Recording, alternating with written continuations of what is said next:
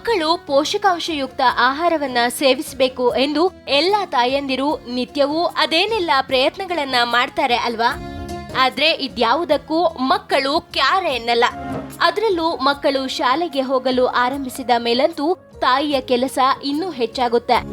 ಹಾಗಾದ್ರೆ ಮಕ್ಕಳಿಗೆ ಪೋಷಕಾಂಶಯುಕ್ತ ಆಹಾರವನ್ನ ಇಷ್ಟವಾಗುವ ವಿಧಾನದಲ್ಲಿ ಕೊಡೋದು ಹೇಗೆ? ಆ ಬಗ್ಗೆ ನಾವು ನಿಮ್ಗೆ ಮಾಹಿತಿ ನೀಡ್ತೀವಿ ನೋಡಿ. ಇವತ್ತಿನ ದಿವಸದಲ್ಲಿ ಮಕ್ಕಳು ಫುಡ್ಡಿನ ಬಗ್ಗೆ ತುಂಬಾ ಚೂಸಿ ಆಗಿರ್ತಾರೆ. ಏನೇ ಕೊಟ್ಟರು ಅದು ಬೇಡ ಇದು ಬೇಡ ಅಂತ ಹೇಳ್ಕೊಂಡು ಜಂಕ್ ಫುಡ್ ಹತ್ರನೇ ಹೋಗ್ತಾರೆ.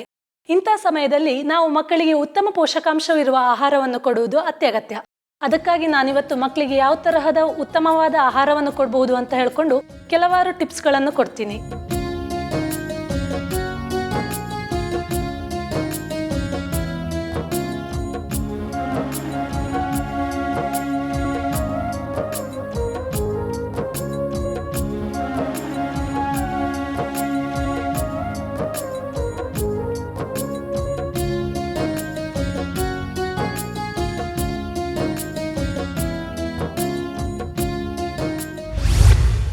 ಮಗು ಹುಟ್ಟಿದ ನಂತರ 1 ವರ್ಷ ತನಕ ಎದೆ ಹಾಲು ಕೊಡೋದು ಅತ್ಯುತ್ತಮ. ಅದರ ಜೊತೆಗೆ ಹಲವಾರು ಧಾನ್ಯಗಳನ್ನು ಮಿಕ್ಸ್ ಮಾಡಿ ಬೇಯಿಸಿ ಬಿಟ್ಟು ಕೊಡ್ತೇವೆ. ಇದಾದ ನಂತರ ಯಾವಾಗಿಂದ ಮಗು ಸ್ಕೂಲಿಗೆ ಹೋಗಕ್ಕೆ ಶುರು ಮಾಡುತ್ತೋ ಆವಾಗ ನಾವು ಸ್ವಲ್ಪ ಹುಷಾರಾಗಿರಬೇಕು. ಯಾಕಂದರೆ ಇವತ್ತಿನ ದಿವಸದಲ್ಲಿ ಮಕ್ಕಳಿಗೆ ಅನೇಕ ಬಗೆಯ ಜಂಕ್ ಫುಡ್ಗಳು ಅಟ್ರಾಕ್ಟಿವ್ ಆಗಿರುತ್ತೆ. ಮೊದಲನೇದಾಗಿ ಸ್ಮೂತೀಸ್ ಬಗ್ಗೆನೇ ಮಾತಾಡೋಣ. ಸ್ಮೂತೀಸ್ ಅಂದರೆ ಎಲ್ಲ ಮಕ್ಕಳಿಗೂ ತುಂಬಾ ಇಷ್ಟ. ಸ್ಮೂತೀಸ್, ಮಿಲ್ಕ್ ಶೇಕ್ ಅಂದರೆ ಯಾರೂ ಬೇಡ ಅನ್ನಲ್ಲ. ಸೊ ಈ ಸ್ಮೂತೀಸ್ ಹೇಗೆ ಮಾಡೋಣ ಅಂದರೆ, ಫಸ್ಟಿಗೆ ದಪ್ಪಗಿನ ಮೊಸರು ತಗೊಳ್ಳಿ, ಪ್ಲಸ್ ಅದಕ್ಕೆ 100% ಆರೆಂಜ್ ಜ್ಯೂಸ್ ಹಾಕಿ, ಪ್ಲಸ್ 1 ಬಾಳೆಹಣ್ಣು, ಇದಿಷ್ಟು ಮಿಕ್ಸರಿಗೆ ಹಾಕಿ ಮಿಕ್ಸ್ ಮಾಡಿ ಸ್ಮೂತೀಸ್ ಮಾಡಿಕೊಟ್ರೆ ಮಕ್ಕಳಿಗೆ ತುಂಬ ಇಷ್ಟವಾಗಿ ರುಚಿಕರವಾಗಿ ಕುಡಿತಾರೆ. ಮತ್ತು ಇದು ಉತ್ತಮ ಪೋಷಕಾಂಶಗಳಿಂದ ಕೂಡಿರುತ್ತದೆ.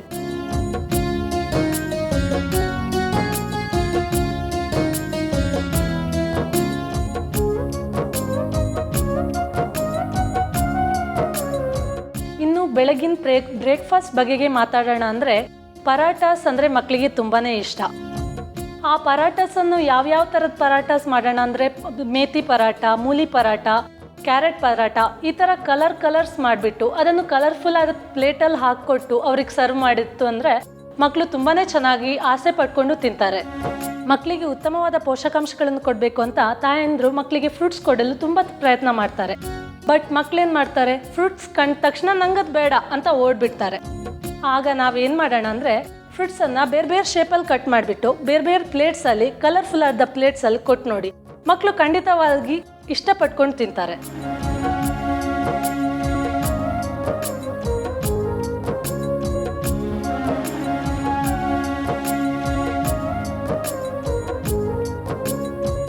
ಇನ್ನು ಸಲಾಡ್ಸ್ ಬಗ್ಗೆ ಮಾತಾಡೋಣ ಅಂದರೆ, ಸಲಾಡ್ಸಲ್ಲಿ ಉತ್ತಮವಾದ ಪೋಷಕಾಂಶಗಳಿರುತ್ತವೆ.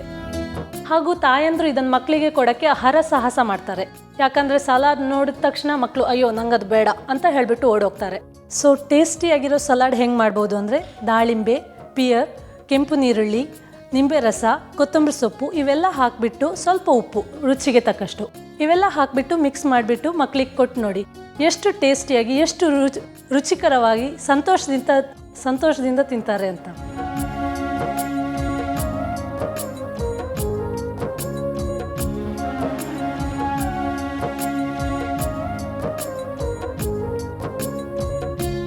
ಈಗ ಮಕ್ಕಳಿಗೆ ವಿವಿಧ ರೀತಿಯ ಹಣ್ಣುಗಳನ್ನು ತಿನ್ನಿಸ್ಬೇಕು ಅಂತ ಆದರೆ ಅದನ್ನು ಸ್ವಲ್ಪ ಅಟ್ರಾಕ್ಟಿವ್ ಕೂಡ ಮಾಡಬೇಕಾಗತ್ತೆ. ಇಲ್ಲಾಂದರೆ ಮಕ್ಕಳು ಅದನ್ನ ನೋಡಿಬಿಟ್ಟು ನಂಗೆ ಹಣ್ಣು ಬೇಡ ಅಂತ ಹೇಳಿಬಿಡ್ತಾರೆ. ಫಾರ್ ಎಕ್ಸಾಂಪಲ್, ರೈನ್ಬೋ ಕಲರ್ಸಲ್ಲಿ ಫ್ರೂಟ್ಸನ್ನು ಅರೇಂಜ್ ಮಾಡಿಬಿಟ್ಟು ಕೊಡ್ಬೋದು. ಯಾವುದೆಲ್ಲ ಅಂದರೆ ರಸ್ಬೆರಿ, ಪೈನಾಪಲ್, ಸ್ಟ್ರಾಬೆರಿ, ಬ್ಲೂಬೆರಿ, ಈ ಥರ ಒಂದು 7 ಕಲರ್ಸ್ ಹಣ್ಣನ್ನು ರೈನ್ಬೋ ಸ್ಟಿಕ್ಸ್ ಥರ ಅರೇಂಜ್ ಮಾಡಿಕೊಟ್ರೆ ಮಕ್ಕಳು ಖಂಡಿತವಾಗಿ ಇಷ್ಟಪಟ್ಟು ತಿಂತಾರೆ. ಡ್ರೈ ಫ್ರೂಟ್ಸ್ ಕೊಡೋಣ ಅಂದ್ರೂ ಮಕ್ಕಳು ಅದು ಬೇಡ ಅಂತಾರೆ. ಸೊ ಇಂಥ ಟೈಮಲ್ಲಿ ಮಕ್ಕಳಿಗೆ ಅದನ್ನು ಹೇಗೆ ತಿನ್ಬಡಿಸ್ಬೋದು ಅಂದರೆ, ಸೊ ಅದನ್ನು ಚಿಕ್ಕ ಪೀಸ್ ಮಾಡಿ ಕಟ್ ಮಾಡಿಬಿಟ್ಟು ಕಲರ್ಫುಲ್ ಪ್ಲೇಟ್ಸಲ್ಲಿ ಕೊಟ್ಟರೆ ಮಕ್ಕಳು ಅದನ್ನು ಅದರ ಜೊತೆಗೆ ಸ್ವಲ್ಪ ಶುಗರು ಹಾಕ್ಕೊಟ್ರೆ ಮಕ್ಕಳು ಖಂಡಿತವಾಗಿಯೂ ತಿಂತಾರೆ.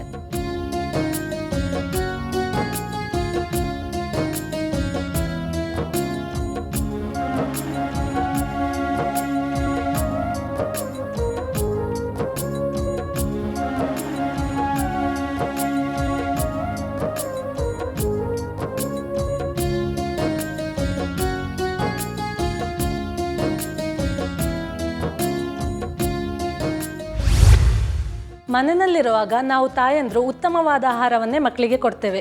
ಬಟ್ ಅವ್ರು ಸ್ಕೂಲ್ಗೆ ಹೋದಾಗ ಏನು ಮಾಡ್ತಾರೆ ಅಂತ ನಮ್ಗೆ ಗೊತ್ತಾಗಲ್ಲ. ಸೊ ಅವ್ರು ಟಿಫಿನ್ ಬಾಕ್ಸಲ್ಲಿ ಒಳ್ಳೆ ಆಹಾರ ಬಿಟ್ಟರು ಅದನ್ನು ಖಾಲಿ ಮಾಡ್ಕೊಂಡು ಬರ್ತಾರಾ ಗೊತ್ತಿರಲ್ಲ. ಸೊ ಅದಕ್ಕೆ ಏನು ಮಾಡಬೇಕು, ಒಳ್ಳೆ ಟೇಸ್ಟಿ ಫುಲ್ ಆಗಿರೋ ಆಹಾರ, ಅಟ್ರಾಕ್ಟಿವ್ ಆಗಿನೂ ಇರಬೇಕು, ಟೇಸ್ಟಿನೂ ಆಗಿರಬೇಕು, ಹೆಲ್ದಿನೂ ಆಗಿರಬೇಕು. ಆ ಥರದ ಆಹಾರವನ್ನು ನಾನೀಗ ನಿಮ್ಗೆ ಕೊಟ್ಟ ಟಿಪ್ಸ್ ಮೂಲಕ ಯೂಸ್ ಮಾಡಿಕೊಂಡು ನೀವು ಬಳಸ್ಕೊಳ್ಬೋದು. ನೋಡಿದ್ರಲ್ಲ, ಪುಟ್ಟ ಮಕ್ಕಳಿಗೆ ಇಷ್ಟವಾಗೋ ರೀತಿಯಲ್ಲಿ ಆಹಾರ ಪದಾರ್ಥಗಳನ್ನ ತಯಾರಿಸೋದು, ಪೋಷಕಾಂಶಯುಳ್ಳ ಖಾದ್ಯಗಳನ್ನ ಮಕ್ಕಳಿಗೆ ಉಣಬಡಿಸೋದು ಹೇಗೆ ಎಂಬುದನ್ನ ನೀವು ಕೂಡ ನಿಮ್ಮ ಮಕ್ಕಳಿಗೆ ಇಂತಹ ವಿಭಿನ್ನ ಖಾದ್ಯಗಳನ್ನ, ಹಣ್ಣು ಹಂಪಲು ಸೇರಿದಂತೆ ದೇಹಕ್ಕೆ ಉತ್ತಮವಾದ ಎಲ್ಲವನ್ನ ಮನಗೆಲ್ಲುವ ಮೂಲಕ ಕೊಡಬಹುದು ನೋಡಿ.